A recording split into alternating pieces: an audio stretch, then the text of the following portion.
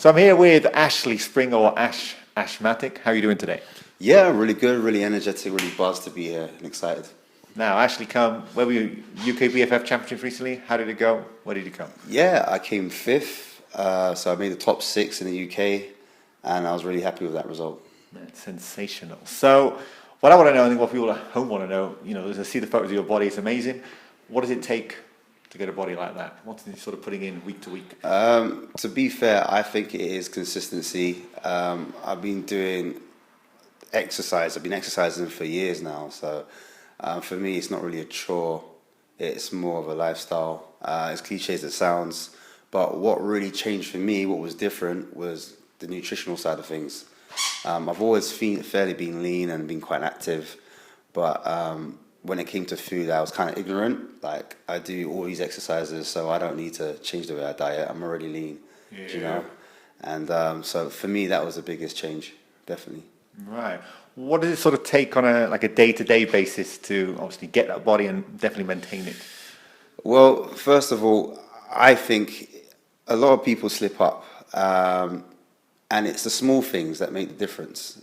So for me, loads of people don't carry their food along with them, and it makes them create bad decisions. And also knowing what to eat once you're out, and if you're in a pickle and you haven't got any food on you, what to eat then as well. For me, it was a lot about timing, never starving the body, just giving the body more, and just having the attitude of, what can I do more? How can I be better? What can I do next? Day to day, how can I be better?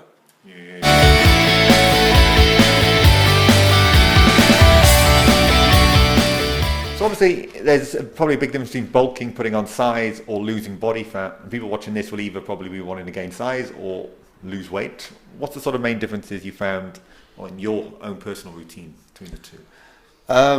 My ultimate goal is to become as lean as possible whilst holding on to size as much as I can. And because I've been training for such a long time, I have something what I think is called muscle maturity, and I have the same type of attitude that most people have is, if I do like tons of cardio, I'm going to lose all my muscle mass, where it just simply isn't the case. I found the opposite, where as I became more lean and I did more cardio, the body came into more shape and I looked physically bigger because I had less body fat in certain places. So for me, doing the cardio, trying to get size, it's just about eating.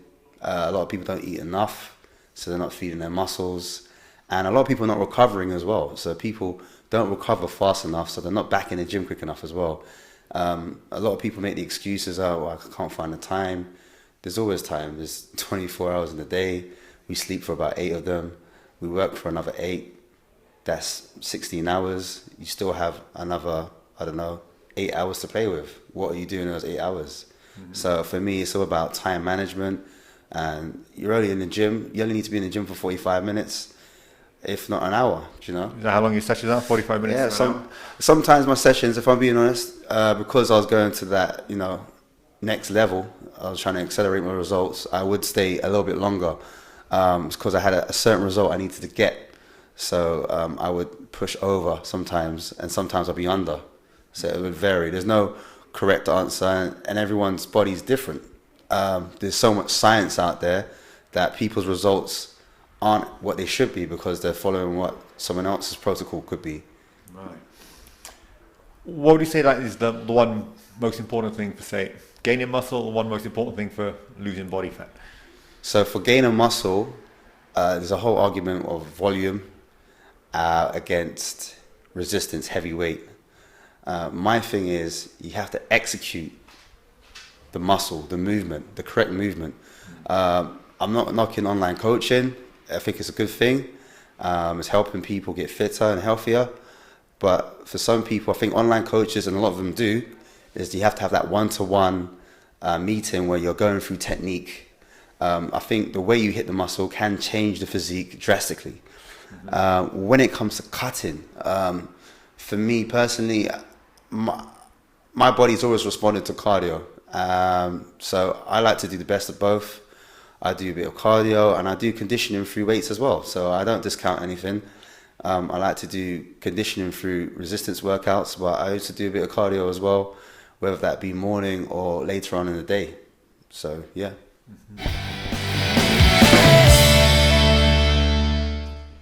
So what advice would you give to, say, somebody who's going to be competing for the very first time, or perhaps at home watching this thinking, I'd love to compete?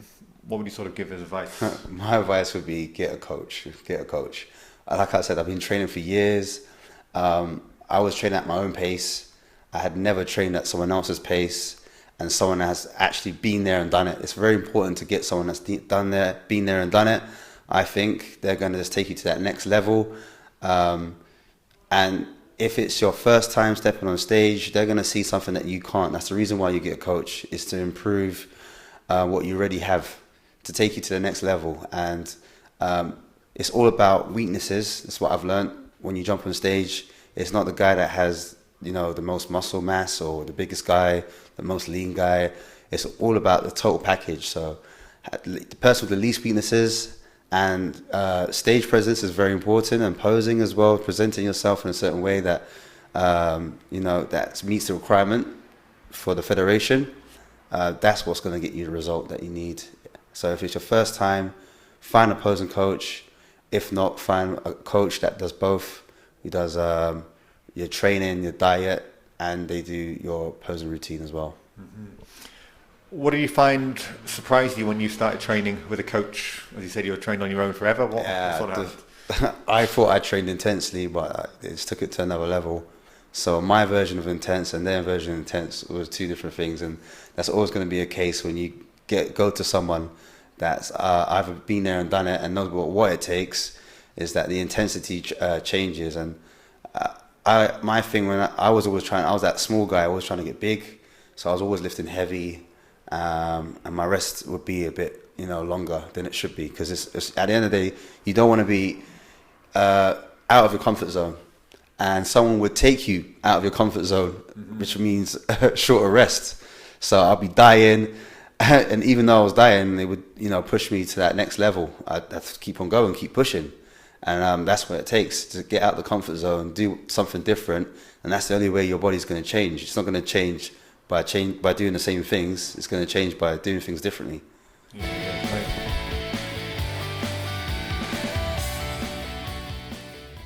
So, for people who never competed, give a bit of idea of what's the whole day experience like in itself. Are you nervous? How do you feel? What's the sort of thing? Oh, the actual day itself. Game day. To me, I've been prepped from early, so I know exactly what I'm doing. So in the morning, I just follow the protocol. I get up, my mind's just one-tracked, and I just take the supplementation I need to, take the food I need to, and then from there, I'm just literally getting ready. I normally try to get things ready the night before, so I'm not all over the place. But for me, it's just try to relax as much as possible. Stress will affect the body, how it looks. Yeah. So you need to be super calm and super relaxed, and I just have things around me that I know is going to keep me in that state. Also, I would like just to try to get there in time, so giving myself enough time to be ready and prepared and get into the venue atmosphere. And you have to register at a certain time, so I like to get down there early so I can register and make sure that I'm able to compete. Show we went to, you were waiting there for 12 hours. That was earlier. Yeah, that was really early, yeah. What's it, obviously at the UK Championship, what's the atmosphere like backstage when you're all ready to go, stripped, pumped and so forth? What's it like? Competitive, friendly? What's the sort of thing? Competitive, I wouldn't say competitive as in people staring you down. There was a lot of guys that were quite supportive. So, people would be like, this is it, come on, you can do it. Especially when it comes towards getting onto stage. Before stage, isn't too much talking, people getting ready, you might get a little greeting. Well, most people are pumping up, trying to get their minds ready, psyching themselves up. It's their big day. So they're just trying to get into that, that killer zone, that frame of mind where all you want is the best. You bring the best package forward and you don't want to make any mistakes, just 100% just on it. But yeah, everyone was different. So some people were really friendly. I hadn't met them before. They were welcoming. Yeah, some people are still stay in contact, so you meet a lot of people, and I think it's about meeting people really and making as many connections as you can. As human beings, we all aspire to, I think, love, and the more connections we make, the better. So that was my intentions when I went backstage. It was just to meet up with new athletes and kind of like, you know, all meetings of minds coming to one and sharing ideas, etc., sharing networks, etc. But yeah, it was really nerve-wracking. And then as we got to the stage behind, before you get into a line, you're in the lineup, they call your number, and that's when you stop pumping up, and then it's time. You know, when you stop pumping up, it's time. But even when you stop, they call your number and they tell you to stop pumping up, guys are still pumping up, you know, because you want that every second counts, every minute counts. So that was pretty much it. Nice.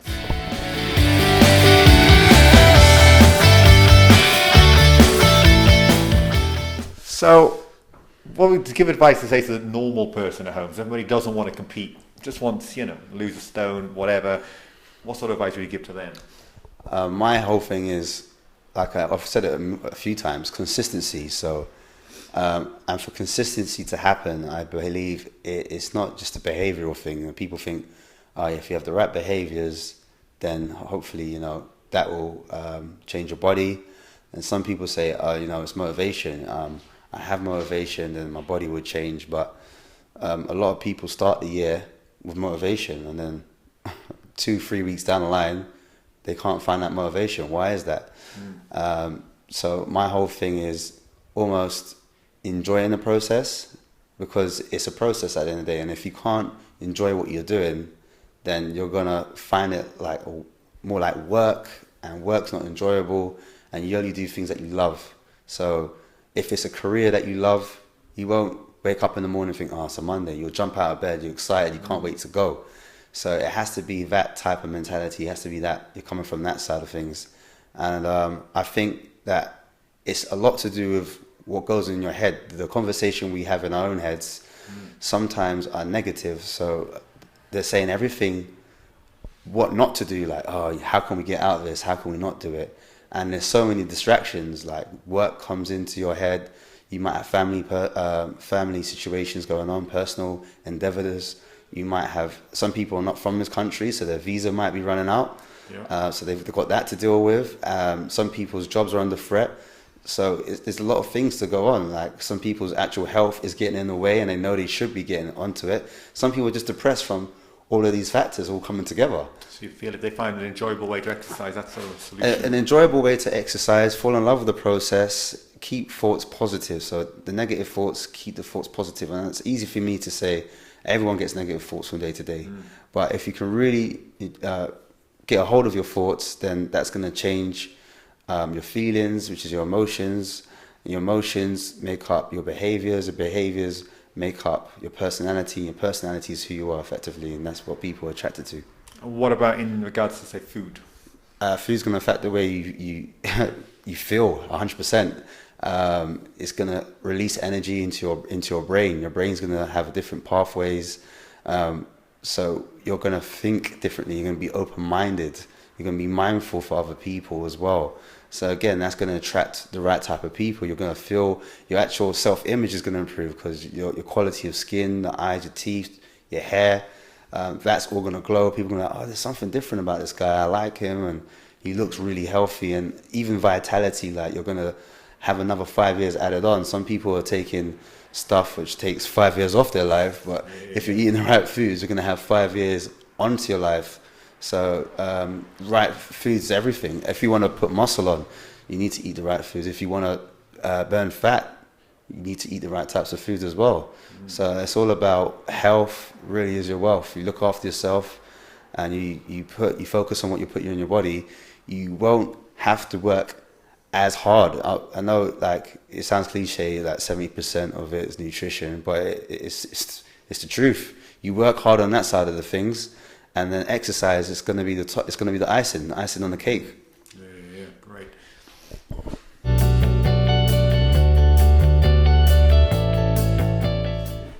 So you're a personal trainer. How do you sort of work with clients? What sort of clients do you work with? Give us a bit of details about that. Okay, so people I'm working with, I try to work a bit different from like a personal trainer. I try to work more as a coach because coaches have affected my life hugely. So I'm trying to influence my clients now and be their coach rather than just be a trainer. The way I see trainers is you do 1 or 2 sessions, maybe 3, and it's like, see ya, have a nice day. And you've got them booked in Monday, maybe Wednesday, Friday, or Monday, Tuesday, Thursday, who knows. But my whole thing is working with them outside of the gym, because I know when they're not with me, that's when they need to put the work in. That's the difference. And I'm just trying to train the mind more than just the body. So I'm trying to get their mindset in the athlete one. So I'll get them to look at other athletes. I try to be, inspiration to them by leading by example, of course. But for me, it's all about the mentality, having that. It's the discipline. A lot of people lack that discipline, and they need that old school process of thought. Yeah. It's a lot of hard work. It's harder than people think. It's almost running like a small business. You're trying to turn a small business into a successful business, and a lot of small businesses, they don't survive 12 months. So I try to give the body the same type of treatment. It's a business, you need to look after it, and you need to treat your business just like your body, and the two need to be congruent. They need to match.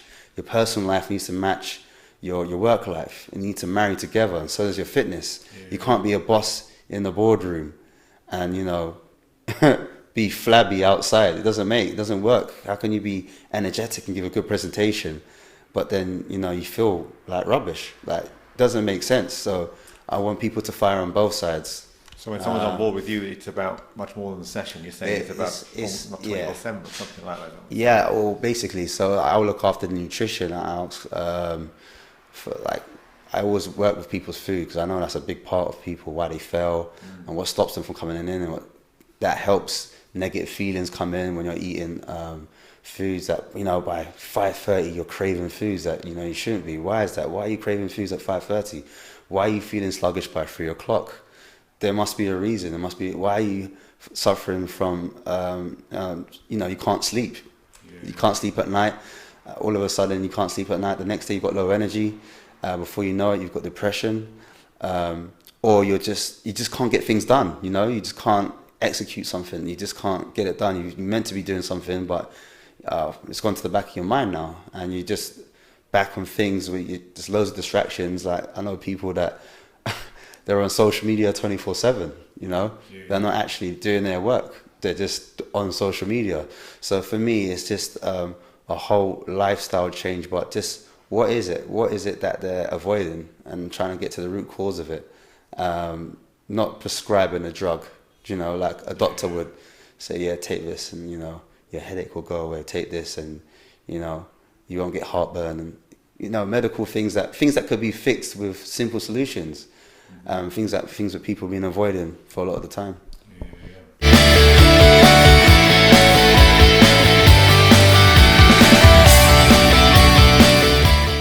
So obviously, some people might see you and be a bit scared. You're like top 5 in the UK, huge. You know what I mean? What would you say your sort of clientele? What would you say to people who want to get in contact but are a bit nervous at your physique? Perhaps? Yeah, I mean, I try to do my best to work with different types of people. When I'm at work, I try to stay covered up. A lot of my clients didn't know what I looked like until I showed them a picture. So I don't have all of my clients on my social media. But I am trying to find different ways to make myself more approachable, more friendly. And to me, I'm just an ordinary guy, with high ambition and high goals. That, like, I'm anyone else. I'm a dreamer. I'm still young, so I have that hungry ambition. I come across a lot of older people, and they've kind of lost that spark. And I used to be like that when I'm young. I'm like, no, you can still be like that. It's just still, your mentality has changed somewhat through negative past experiences, which you're carrying into your present. But yeah, when it comes to me being more approachable, just making the first move really, and just trying to be warm and present with people, and people pick up good vibes. I think, you can tell when someone's being genuine or not. I know you're very genuine, but people are very intimidated by gyms in general, people and so forth. Of course. And so I'm looking at new ways to break down that barrier and meet people, and I'm still learning myself as well. Always asking for feedback from people, what I could do differently, what I could do more. That's pretty much it, really. That's it. So if somebody wanted to get in contact with you for training, just to chat, just to basically like a photo, where can we find you?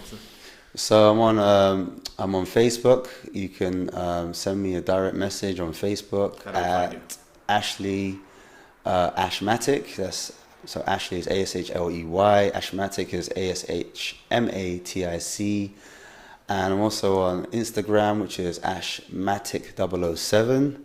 Whereabouts are you based in London? At the moment I'm in Clapham Junction, Fitness First, and that's by the station. And I will be in and around central London very soon. So studio, so people will be able to get hold of me if you're in central London, or if you're north, east, south, west. I'll be in a studio down by Liverpool Street. That's where I hope to be located. People who are perhaps thinking about competing, where would you suggest they go?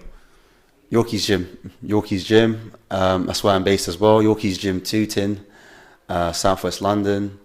Ask for me or Tracy Ann King or Mark Craw. We are here at Yorky's Gym. We're here to build the trophies. We're here to build trophies. That's the one now.